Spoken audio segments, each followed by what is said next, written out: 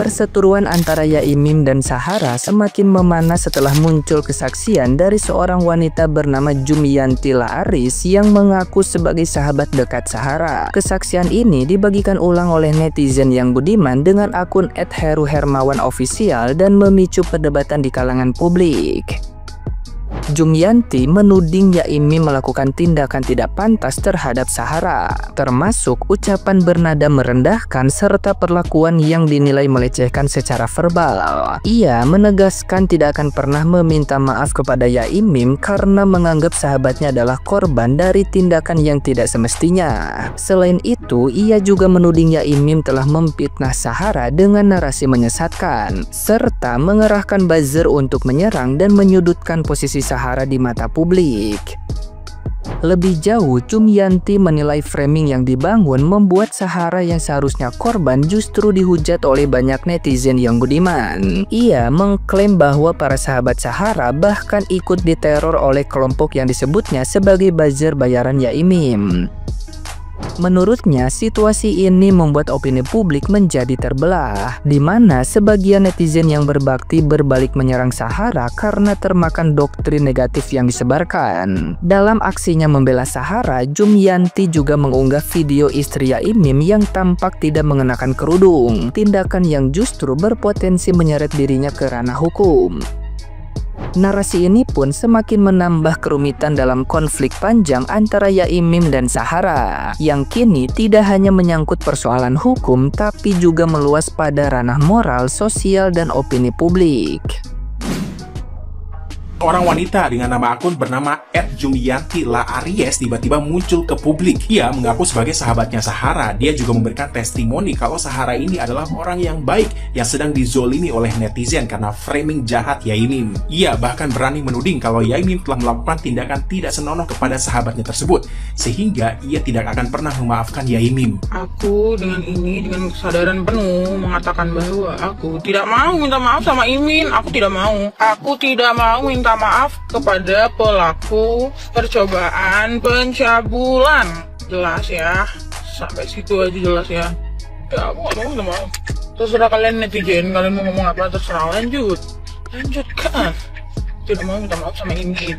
Jumianti juga menuding bahwa keterangan bahwa Sahara masuk ke dalam rumah kemudian mengunci pintunya adalah fitnah Yaimim. Justru menurutnya Yaimim lah yang sering melakukan tindakan dan juga kata-kata tidak senonoh kepada Sahara, sering melakukan body shaming terhadap area sensitifnya Sahara. Dan saat Sahara speak up tentang kasus ini malah di-framing sama kasus tanah katanya. Jumianti juga menuding kalau netizen yang menyerang dan menyudutkan Sahara ini adalah netizen yang gak punya otak. Orang Sahara ini korban kok malah dibully katanya.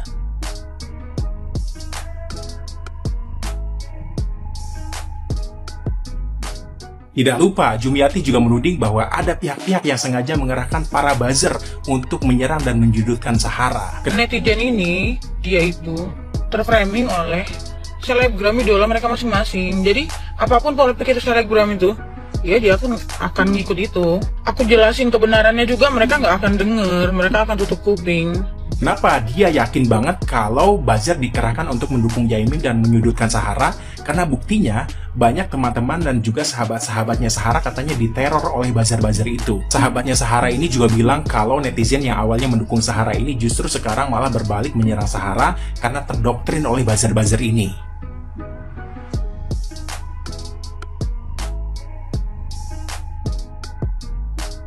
Tapi kalau menurut gua sih itu bukan buzzer ya, kayaknya itu netizen biasa aja yang kesal banget sama kelakuannya Sahara. Sahabat Sahara bernama Jumianti ini juga memposting sebuah video yang menunjukkan istrinya Yaimim ini sedang tidak berkerudung. Wah, kalau istrinya Yaimim mau melaporkan, Jumianti ini sebenarnya udah kena delik nih. Wahai para netizen yang budiman, gimana tanggapan kalian? Coba komentar. Nah, gimana nih menurut netizen yang terhormat? Silahkan berkomentar ya. Oke, kabar terbaru lagi guys per hari ini tanggal 3 Oktober. Jadi ceritanya Mbak ini, Jumiantil Aries, temannya si Sahara. Dia bercerita kenapa Sahara bisa sampai marah-marah ya Yaimin sampai kurang ajar ya, karena Sahara sudah muak banget dengan Yaimin. Jadi Sahara merasa dia sudah nggak bisa nahan diri untuk tidak marah-marah terus sama Yaimin gitu.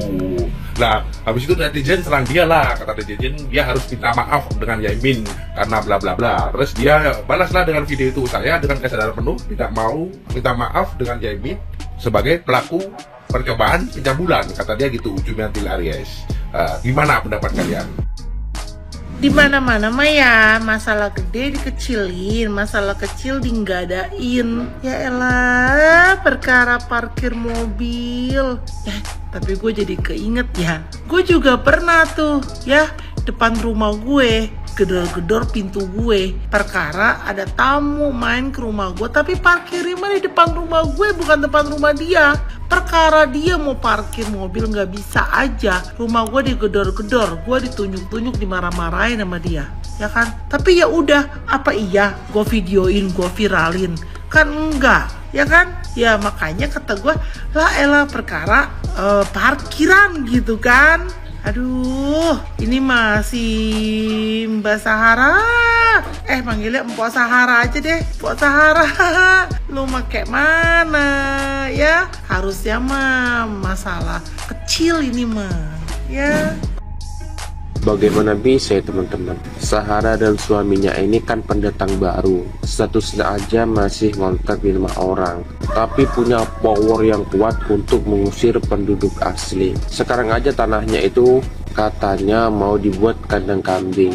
Tapi ada juga yang belum paham, kenapa sih Yaimin rela ninggalin rumahnya? Kok nggak mau mempertahankan rumahnya? Gimana nggak mau mempertahankan teman-teman? Yaimin diintimidasi, dimaki-maki, salah satunya oleh suami Sahara. Maka dari itu kenapa saya bilang di awal, Sahara itu dan suaminya ini kan seharusnya masih ngontrak di lingkungan orang, tapi powernya nih kuat banget loh teman-teman. Bahkan tetangga pun memihak kepada pendatang. Mereka ini kan orang-orang yang seolah-olah punya tanah.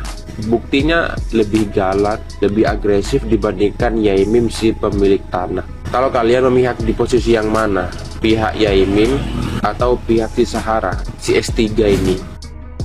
Awalnya saya pikir sekenta Yaimin sama Sahara ini menarik untuk dibahas. Apalagi konten saya kan banyak membahas tentang masalah sengketa tanah. Tapi setelah dilihat-lihat video, podcastnya, ternyata ini bukan perkara lahan. Ini lebih mirip sinetron ya. 5% soal tanah, 90%-nya drama sinetron, murahan lagi.